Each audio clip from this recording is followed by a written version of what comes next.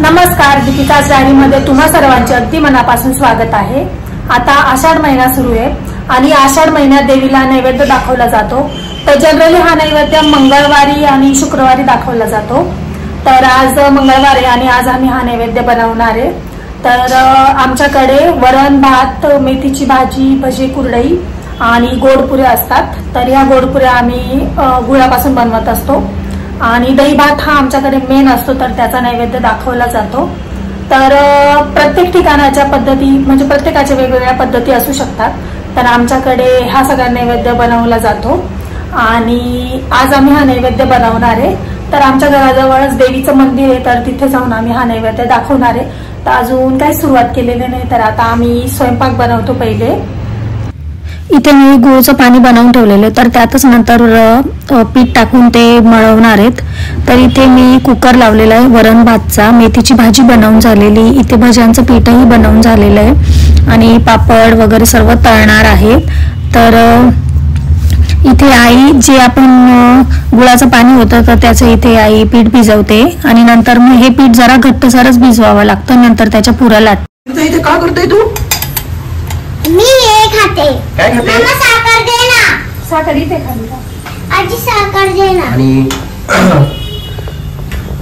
दीपू इथे कसल्या पुऱ्या तळती? गोडपुरी। मम्माचा हात कट। अरे दे। आज मम्माने वार करून घेतलाय, हातच कट झाला, उंगली पे वार किया है।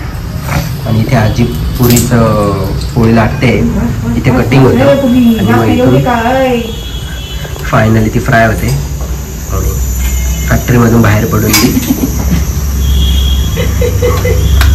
गोडाऊन मध्ये जाते। झाल्या फक्त भाजी बाकी आहे आणि रोटी बनवायच्या बाकी। तिकडे मागे भज्याचं पीठ दिसतंय, त्याच्या मागे वरण आणि इथे बोका दही खातो। आत्ताच गार्डन मधून आलाय आणि दहीवरती ताव मारलाय। आषाढ महिना हिंदू पंचांगाप्रमाणे वर्षातला चौथा महिना आहे। या महिन्याच्या पौर्णिमेस चंद्र पूर्वाषाढा नक्षत्राच्या आसपास असतो, म्हणून या महिन्याला आषाढ महिना असं बोलतात। तर आषाढ महिन्याला काही लोक आखाड महिनाही बोलतात। महाराष्ट्राच्या प्रत्येक प्रांतात आषाढानिमित्त वेगवेगळा नैवेद्य दाखवला जातो। मराठवाड्याच्या खाद्य परंपरेनुसार आषाढ महिन्यात तिखट पुऱ्या, गोड पुऱ्या आणि दहीभात असा नैवेद्य दाखवला जातो। तर आपण घरच्या देवाला हा नैवेद्य दाखवतोच, पण घराजवळ जे आपलं कोणी जवळ देवीचं मंदिर असतं तर त्या मंदिरातही जाऊन इथे नैवेद्य दाखवला जातो। तर आमच्या घराजवळ जे देवीचं मंदिर आहे तर त्या मंदिरात आम्ही नैवेद्य दाखवण्यासाठी आलोय आणि ते मंदिर खूप छोटं आहे, त्याच्यामुळे आम्हाला तिथे प्रॉपर असं शूट पण नव्हतं करता येत, पण मग जसं जमेल तसं मी शूट केलेलं आहे। तर आषाढ तळणं म्हणजे नेमकी काय, तर आजच्या व्हिडिओमध्ये मी तुम्हाला सांगते। तर आषाढ महिना सुरू झाल्यावर या दिवसात जास्तीत जास्त तळणीचे पदार्थ खाल्ले जातात। तर मे महिन्यात बनवलेले जे पापड कुरडया असतात तर ते तळून अगदी आवर्जून या महिन्यात खाल्ले जातात। आषाढ महिन्यात कधीही तुम्ही मस्त तळलेले पदार्थ खाऊ शकतात। आषाढ महिन्यात तळलेले पदार्थ खाणे यालाच आषाढ तळणे असे म्हणतात। तर आषाढ महिन्यात पाण्यापासून जास्तीत जास्त आजार पसरण्याची शक्यता असते, कारण या दिवसात पाणी खूप प्रदूषित झालेलं असतं आणि ते शरीराला दूषित पाणी मिळालं तर आरोग्य आपलं बिघडतं। त्यामुळे शरीराला वंगण मिळावे यासाठी तेलकट पदार्थाचं सेवन केलं जातं। तर पावसात अनेकदा आपल्याला चमचमीत असे पदार्थ खाण्याची इच्छा होते।